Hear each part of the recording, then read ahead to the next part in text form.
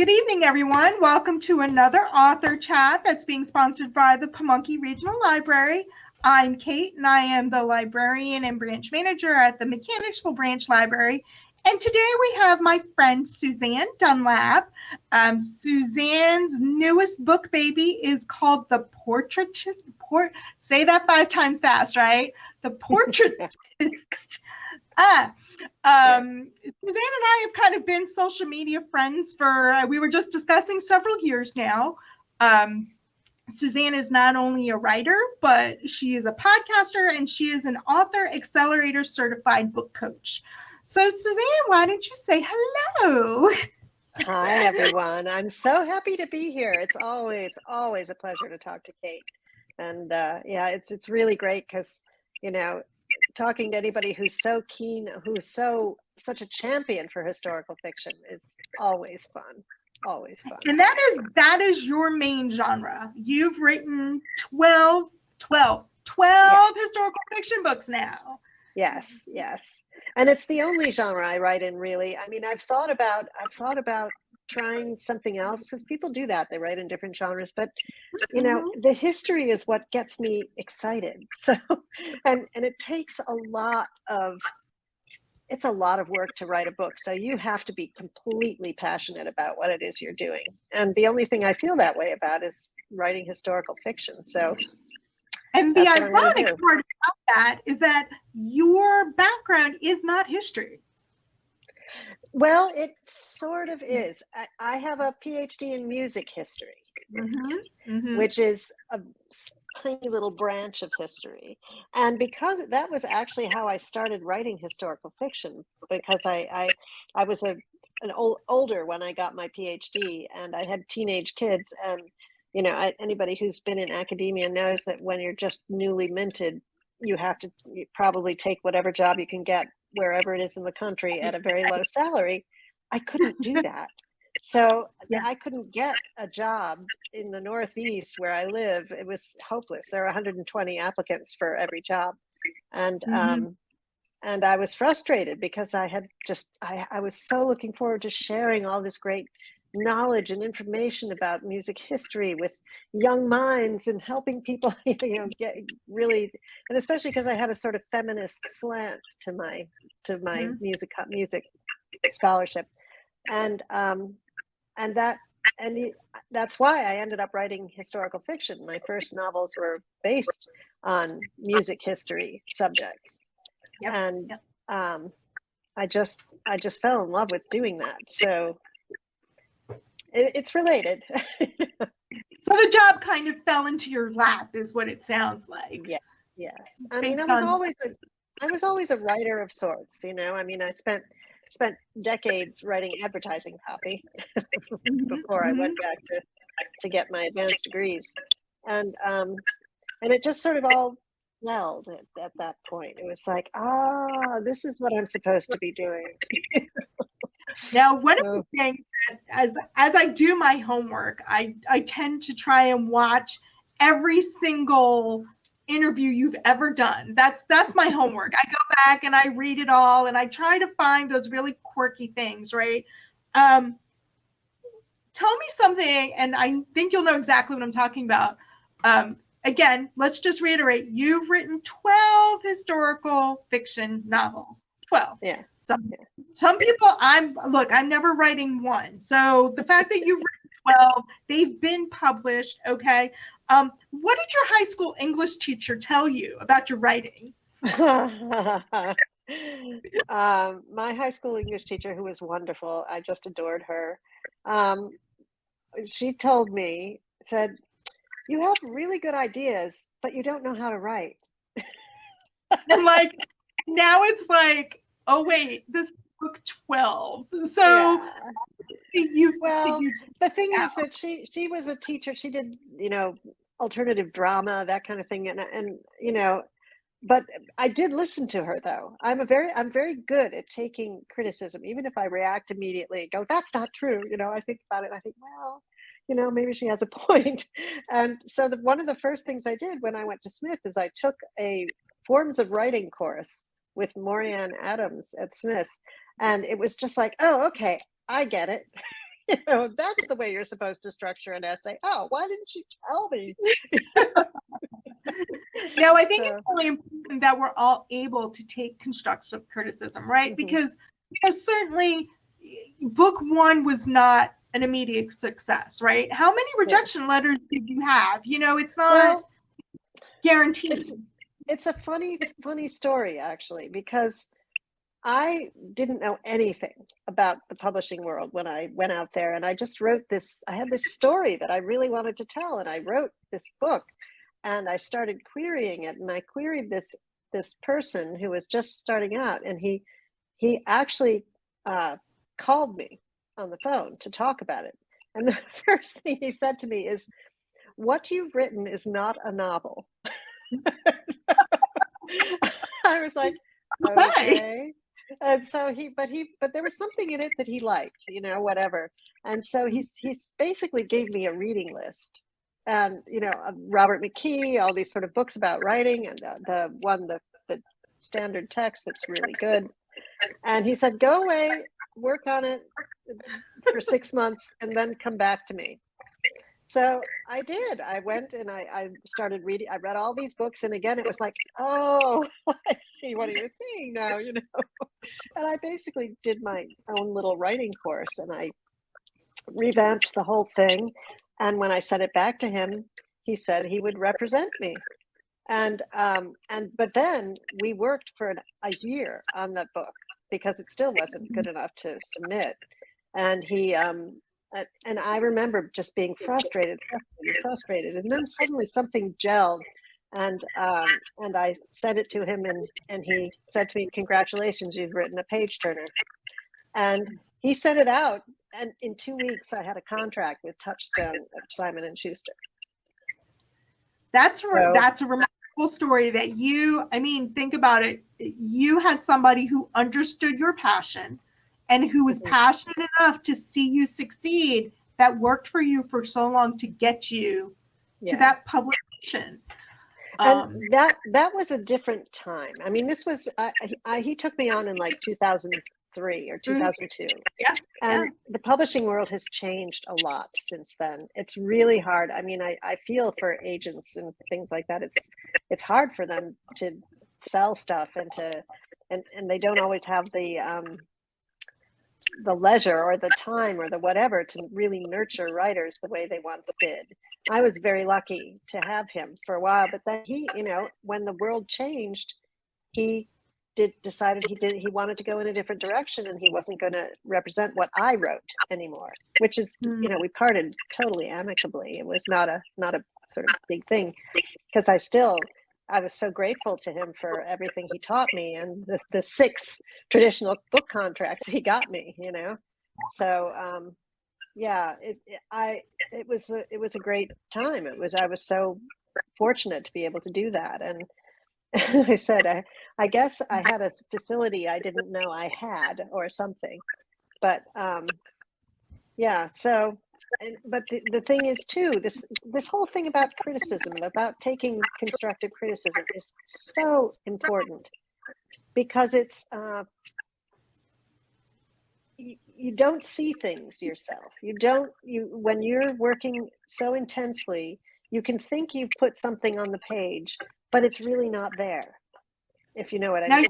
You're a book coach too, so do you think that maybe did some of the experiences that you had in trying to get published and trying to say, yes, I promise this is a book, here it is, it's right here, did that maybe influence your decision to become a book coach, or what prompted that idea to kind of pile that onto the load of everything else that you were doing? Well, that's so interesting, because I never would have thought about, I didn't even know what a book coach was when I first started. When that happened, it was a time of life thing. I had, the job that I thought I was going to have till I was 70 kind of went away, and I was like, okay, what do I do now? Nobody wants to hire me because of my age, and I tell you, ageism is real. Even though I have a gazillion skills and abilities and all this sort of stuff. So I thought, well, maybe I'll do some editing. And so I did a little bit of that. And then I went to this a webinar through Gotham Ghostwriters, where Jenny Nash, who's the CEO of Author Accelerator, she spoke, and she talked about this. It's not a method; it's a set of tools that she has, that she trains people. You know, she had a course, and I heard her speak, and I was like, "Oh my God, that makes so much sense. This is what I want to do." And literally minutes later, I'd signed up for this course, and it wasn't like a do-it-yourself, and you get to the end and ta-da, you're done. It was really rigorous, and you had to submit practicums where you actually had to record yourself coaching a writer and have their work and all your comments and everything. And I know, because I ended up working for them for a little while and certifying other book coaches, it wasn't just an automatic rubber stamp. If they thought you weren't doing it, they would send you back to redo part of it before they actually gave you the certification. And you know, it's so funny, because I was just saying to somebody yesterday that I feel good about all the books I've written. I know they're different sort of whatever, but I think back to them, and I think, knowing what I know now and with the people I've worked with and everything, it's like, I would write that so differently. Well, and you started your career, you started with a couple of YA books. And then you moved into doing some series. You've got the Teresa Sherman mystery series. There you go, like English.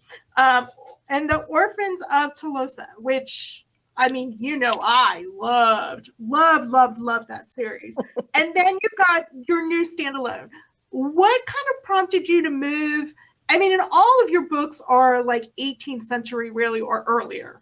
Yeah. You don't well anything modern. Actually, I have the Anastasia's Secret is the Russian Revolution. Okay, right. Yes. Yeah.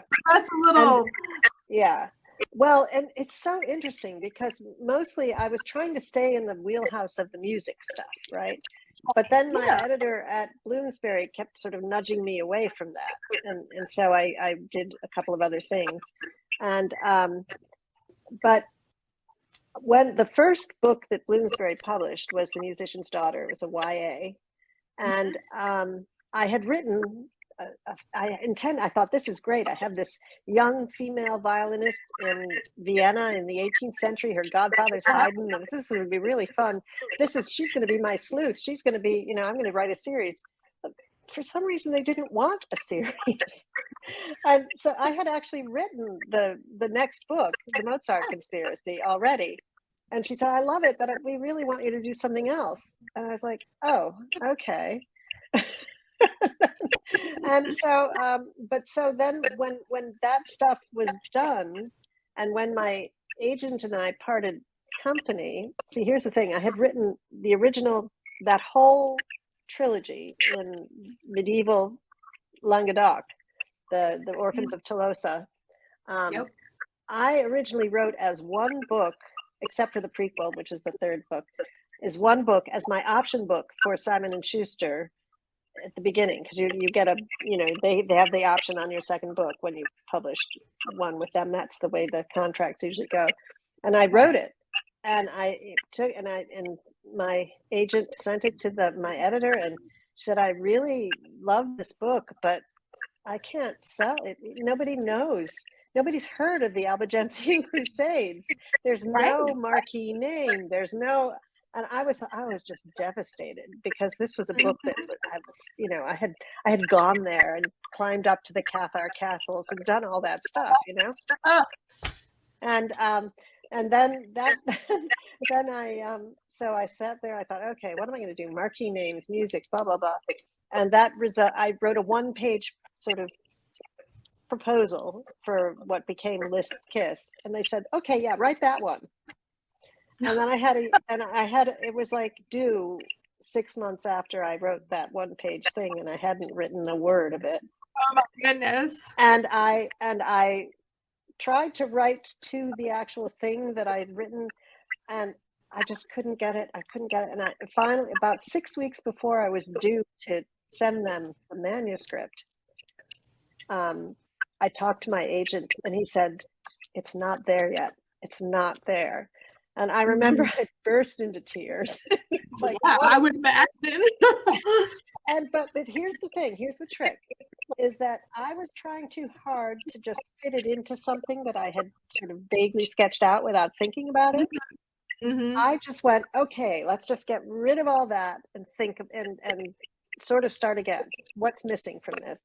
And I had to jigger around a couple of dates, and I realized that if I set it a year earlier, it would happen during the cholera epidemic in Paris, which is immediate high stakes, you know? Right.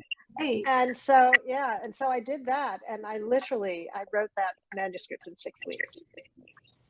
Insane. People work for like a year or more.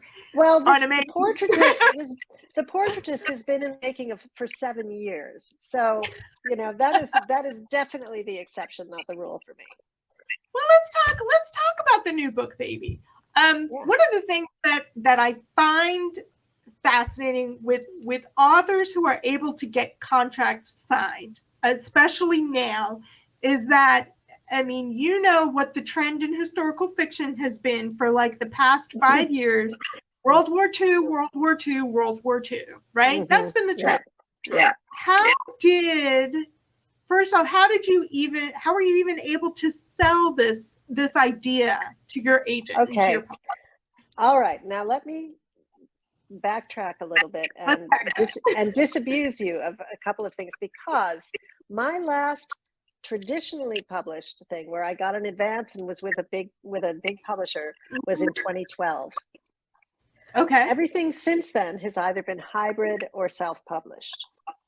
And let's talk about what the difference is on that then. Okay, so hybrid means that you work with a hybrid publisher has a selective process, but you're basically the writers taking on the financial risk. You know, you're covering the cost of producing this book. But the benefit of it is that for instance, with the Portraitist, She Writes Press, which is a really good press. Yes. They have distribution. They have all this stuff that you can't get as a self-published author really easily. I mean, I have an offset print run and all that kind of thing, which you don't usually. It's just print on demand. But what I did is I decided. What happened when my agent had tried to sell a couple of different manuscripts and without any luck, because everything was World War II, and frankly, I don't want to do that research. I just don't. A lot. Yeah. And I've read some wonderful books that have done that. I mean, I have tremendous admiration for the authors like Kate Quinn and people like that who write these fabulous books. But I just couldn't put my head in that space for the time it would take to actually write a book. So my agent, I just decided that, first of all, I didn't need somebody to give me a rubber stamp anymore, because I had already had that rubber stamp. And I wanted to get my books out there. I wanted to share what I had to say about these things with the world, whatever way I could. And so I started sort of experimenting with these different ways of publishing. And I'll tell you, I have not regretted it at all. I've put a lot of work into it. You always have somebody edit it. You always sort of do the right thing, have the beautifully designed and everything like that. But I'd far rather have my stories out there than sit there and keep beating my head against the wall, because frankly, nobody would ever have done the trilogy, the Orphans of Tolosa, ever. Yeah. And I needed to have that book in the world because it meant a lot to me, or those books in the world, and how can I say it? I'm a writer. I'm passionate about the writing, and that's the only thing you can control as a writer is the actual writing. You can't control. I mean, and I encourage anybody, especially if you're a debut author, go the traditional route. Query, do that, because I was fortunate to work with some incredible professionals by doing that, and I learned a ton. But you also have to figure out your priorities, your goals. What is it you actually want to achieve? Is this a book you're writing that you just want it to be out there? So, because it's something you've always dreamed of doing and, whatever, then if that's the case, maybe, and you've tried querying, you've sent out 100 queries, not gotten anything, self-publish or hybrid publish is perfectly fine. I mean, we're lucky that we have those options now, Right. And, and sometimes it's a case of people just don't have the patience to wait because it does take time. Now you said this, you said this new book took 7 years. So because you had other projects going on? Was it 7 years because it took you that long to get to the heart of what you wanted to do with the book? Now, we've talked, a lot of your early work was music history, right? Mm-hmm. And this is art. This book is art history. Yeah. So after 7 years, what prompted the length of time for this specific book? Okay, so really interestingly, it went through many iterations, it was a sort of not a straight line to getting to this book. I originally was going to write, I thought that Adelaide's rival, Elizabeth Louise Vigée-Lebrun, would be a really great subject for a YA historical novel because, she had, a lot about her youth and everything, and her father taught her to paint, and he died when she was 12, and there's all these sort of things, and she was Marie Antoinette's portraitist. But then I realized that the really interesting things about her, I wrote a certain amount of it in that, I don't know what, I probably wrote 30,000 words or something with that in mind, until I got to a point where I think, the interesting things of her life happen when she's older. So this isn't really going to make a good YA book.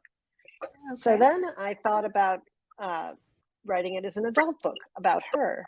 And I started writing it in the first person. She had a 3-volume autobiography that was published when she was quite old. And I soon figured out that as I was writing, that I was basically just rewriting her autobiography. Yeah. This is not a good book. And then I was thinking about it, and I had her book in ebook form, so I could search the text, which is one of the great advantages to an ebook. Yes. Yeah. Yes. And I searched for, because I just stumbled on the fact that she had this rival who is not as well known. And I searched for her name to find out what their relationship was like. I thought, that could be an interesting book, this rivalry. Yeah. In all 3 volumes, she does not mention her rival, and they were in lockstep. They were in lockstep when before the French Revolution. I thought, that's really interesting. And so I had this plan to write this book, and there was a third painter, she was actually a pastelist, who was a friend of Elizabeth's, who was actually guillotined for anyway. So I thought, that's perfect. I have these 3 different women artists. I'm going to write this big book about them. And I did, but it was a monster. It was just too big. There was just too much. And and I got that feedback. I got it to the point where I'd finished it, and I had people reading it, and it was actually an agent I spoke to who gave me that insight, who basically said, you're just trying to do too much. And I sat there, and everybody who'd read it, the character that they most empathized with was not Elizabeth, it was Adelaide, the protagonist. And so I thought, okay, this is clearly Adelaide's story, not Elizabeth's. And then I started writing that book, which I could use some stuff, but I really had to sort of start again. And then I wrote one version of that, and then I realized that I had started it where I had felt the story had to start because of Elizabeth. But then I realized that I needed to cut the first 50 pages out of the book. So that's the thing. You have to be open to really changing stuff, to saying, okay, I can't fall in love with this because, if the story has to come first, it has to be a good story. And so you have to really really be willing to look at it that way and to get rid of things that you probably thought you couldn't possibly do without. And so that's why it took so many years. I basically started it in 2015.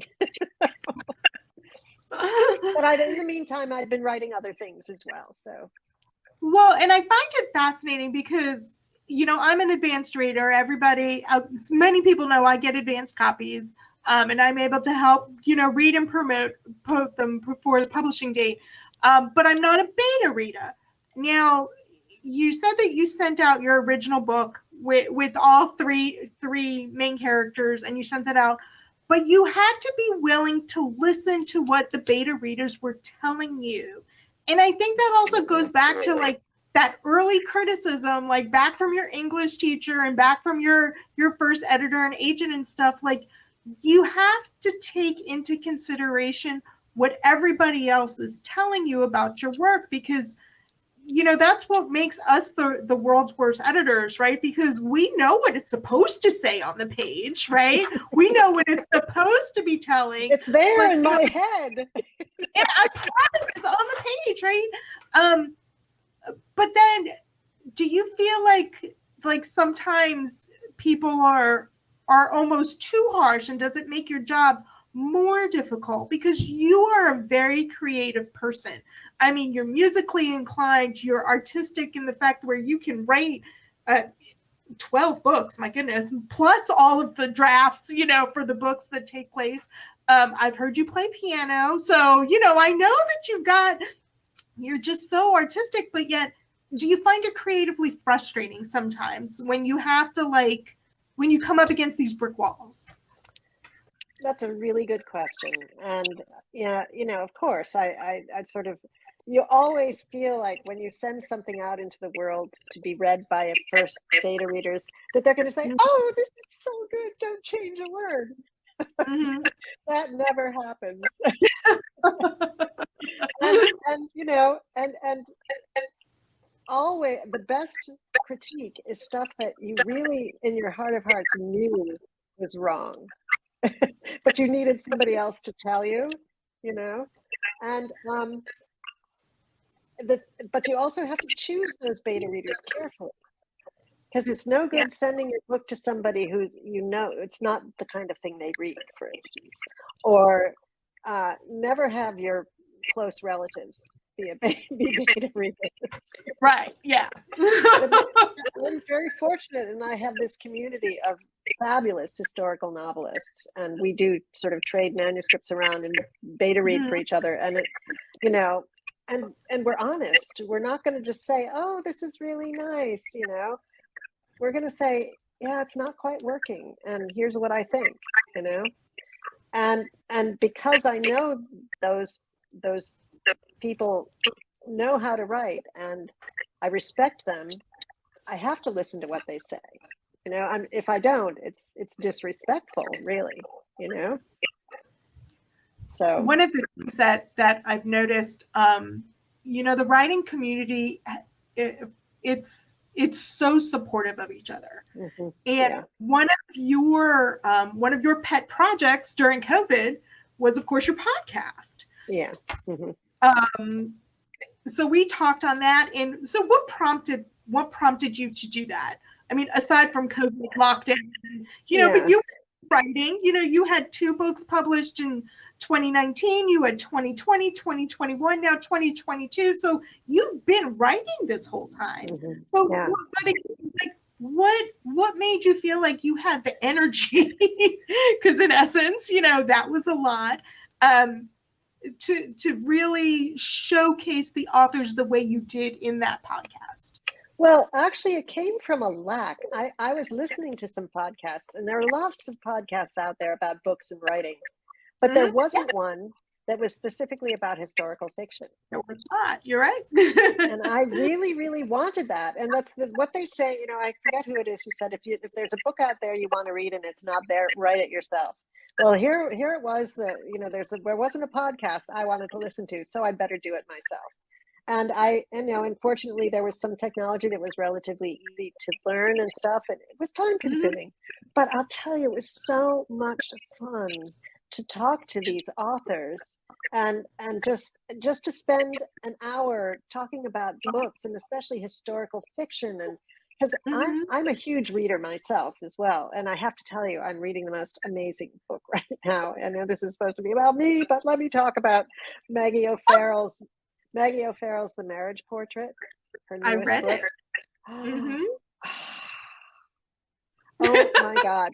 I'm reading it. I'm not quite done. I've got like 30 pages left to do, and I'm going to read it tonight for sure. But when I read things like that, I'm like, how did she do it? How did she manage to do that? Oh my God, you know? And so I love talking to authors and asking them those questions, you know, saying, I mean, it's a tour de force for her to start out the book. And I'm not giving anything away because it's right at the beginning. No, you're not. I'm not. So with a thing saying that this Duchess of Ferrara, it was thought that she was possibly murdered by her husband when she was 16 years old. And then the very first scene, she's in this place that, you know, she's all by herself with her husband and everything, and she realizes he means to kill her. And so to go from that for a whole book, how do you do that? So, you know, what can I say? I mean, this is, I so admire other people's work, and I learn from it all the time. And I really aspire to keep getting, I mean, I'm just all the time wanting to do better. That's my whole goal as a writer, you know, to. See, I'd be the worst beta reader for you because I love all your work. So I'd be like, oh my God, it's great, yay! It's like, so that would work. So never send me a beta copy. How do you get your ideas? You know, the musical history, obviously that's ingrained in you, right? What prompted you to write like The Orphans of Tolosa, or what prompted you to write The Portraitist? You know, how are your ideas implanted in your brain, and what method do you have? Do you plot? Are you a pantser? Like, what is your writing method then once you get that idea?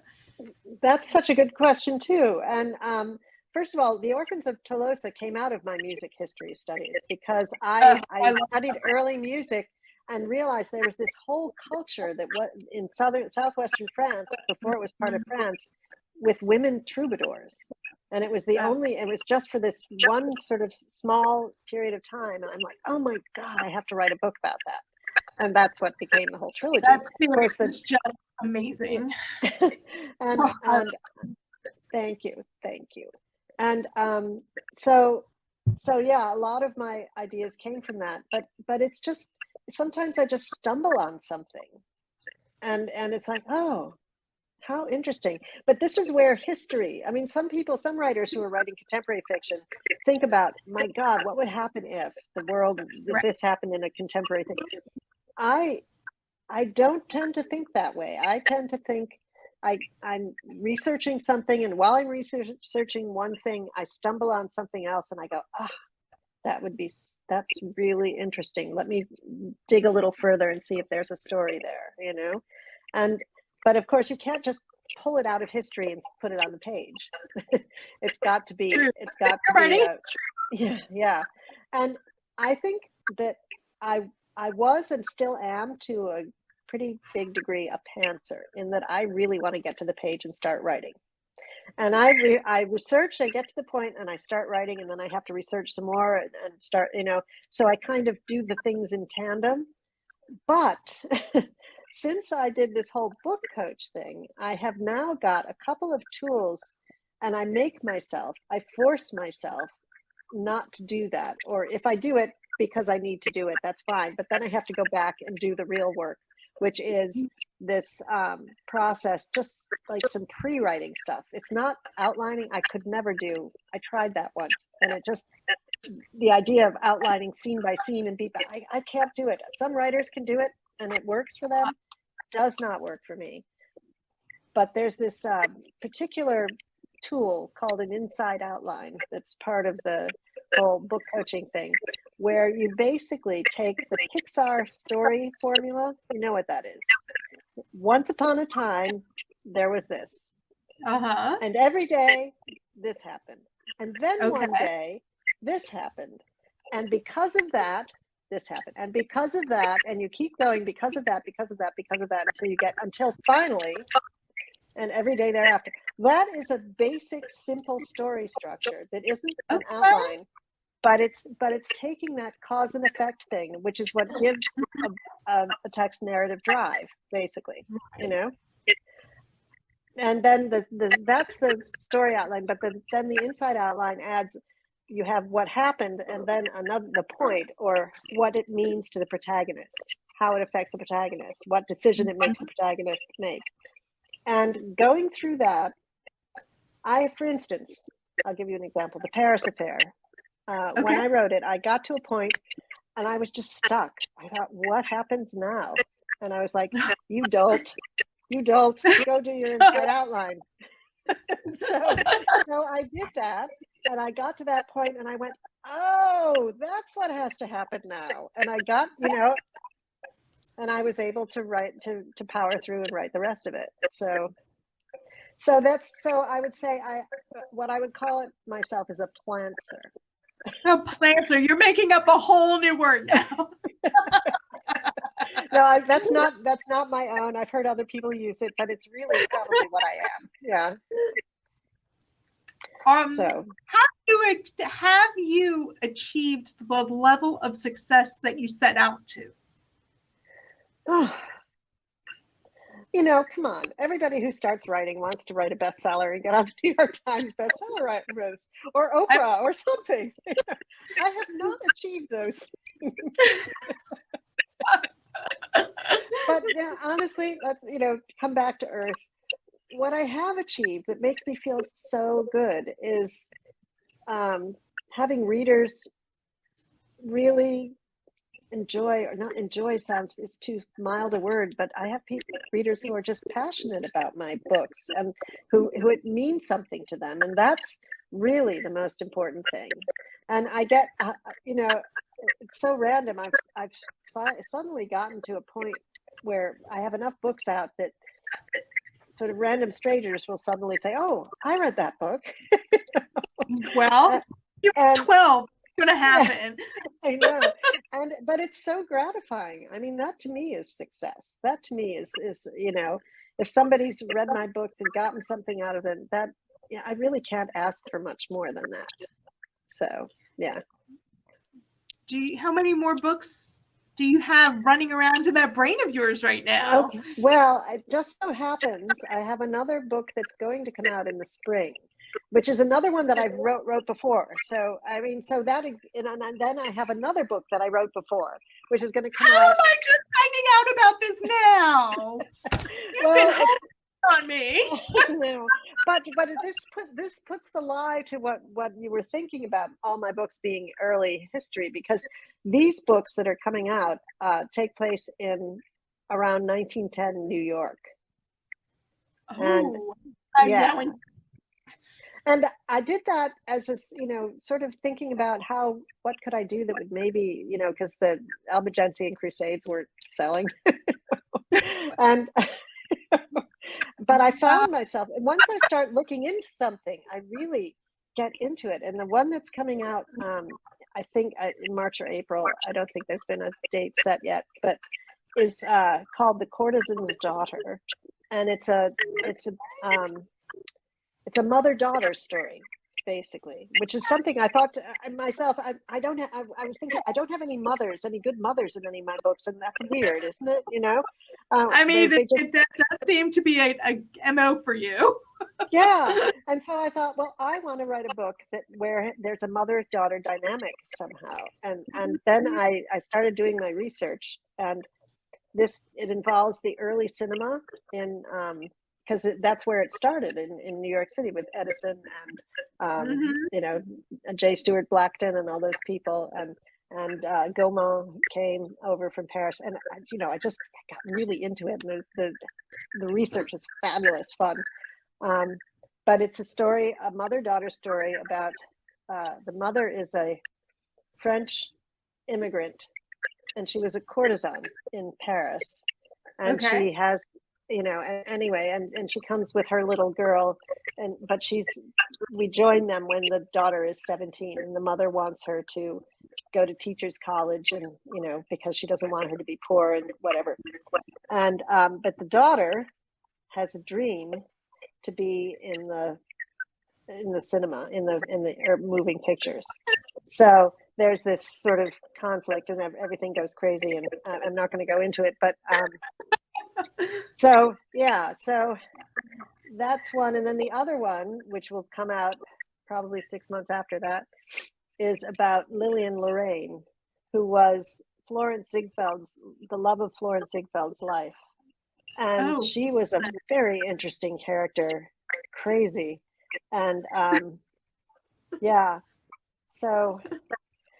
but it's all still, it's women in the arts is basically where I'm going with all of this. This is where this is what I sort of have landed on.